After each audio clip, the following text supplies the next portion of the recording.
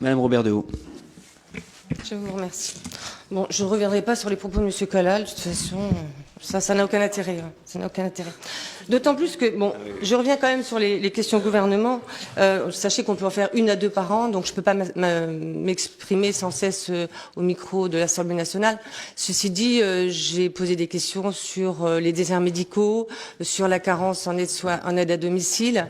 Donc je ne pense pas être des dernières à m'occuper du département. Et j'ai également défendu les dotations supplémentaires pour les conseils départementaux. Alors si vous suiviez mes travaux, vous sauriez que vous êtes complètement à côté de la plaque, pour reprendre une de vos expressions, lorsque vous parlez de mes travaux à l'Assemblée nationale. Pour ce qui est de... Je ne défends pas du tout le gouvernement. Il vous aura pas échappé que le Rassemblement national et les macronistes, on n'est pas spécialement amis. En revanche, je ne peux pas m'empêcher de dire qu'effectivement, l'État a compensé, enfin, tenté de compenser, on est bien d'accord, pas pour la totalité, mais enfin, l'État a aidé quand même le département. Contrairement à ce que vous avez dit dans votre discours. Est-ce que vous pouvez me préciser sur quoi, précisément, et combien pour le département de la Haute-Marne? Eh bien, sur les aides PCH, sur les aides pour les domaines des handicapés, je crois que c'est 1 795 000. Ils ont donné l'État. Sur combien? 180. Sur combien?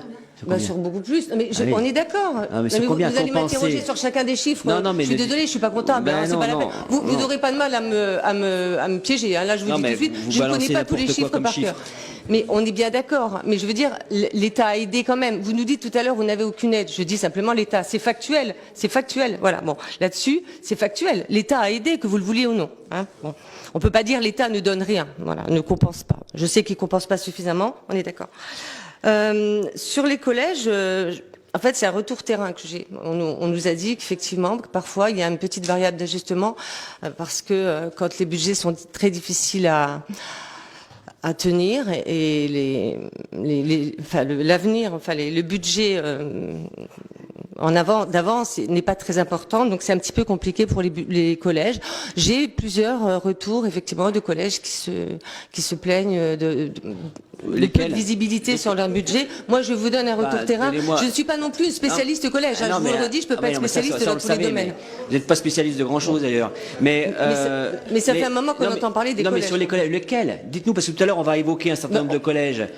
On est là pour en parler. Rentrons dans le... Je vous ferai un courrier. Vous ferez un courrier. Il n'y a pas de souci. Non, mais comme ça, ce sera factuel. Il n'y a pas de souci si vous le souhaitez.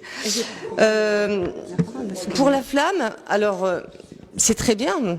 Contrairement à ce que dit M. Calal, qui visiblement n'a pas compris mes propos. Je pense que c'est une très belle chose pour un département qui est riche, c'est bien. Maintenant, on a explosé un budget une fois de plus, c'est assez étonnant. Et c'est un retour terrain également. On me dit beaucoup que, bon, dans une période où les aides à domicile, on voit bien avec la DAPA, il y a quand même un souci. Les personnes ont peur de pas être visitées chez elles. Bon, on parle de la flamme, c'est bien, mais bon, c'est peut-être un petit peu dispendieux. D'autant plus que ça prend, c'est la même, à quelques jours d'intervalle avec le Tour de France. N'aurait-il pas été plus judicieux de vous battre pour le passage du Tour de France l'année prochaine? Ça aurait permis de dégrainer. Bah oui, là on a 2 gros événements sportifs à quelques jours d'intervalle.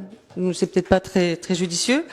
Et enfin, je reviens sur le CTD. Le Centre technique départemental était une promesse de CAP 2030. Je sais que vous allez faire des travaux, j'ai bien compris, mais ceci dit, c'est une promesse qui n'est pas tenue. Et c'est là qu'on voit qu'à un moment donné, il faut peut-être aussi prioriser les actions dans un département où, comme vous nous l'avez X fois répété, le budget, on a de plus en plus de mal. Donc il y a quand même une priorisation à faire. Voilà. Après, vous pourrez m'attaquer autant que vous voulez, mais je trouve un petit peu curieux votre agressivité toujours quand vous me parlez. On peut rester correct. Moi, j'ai pas de souci.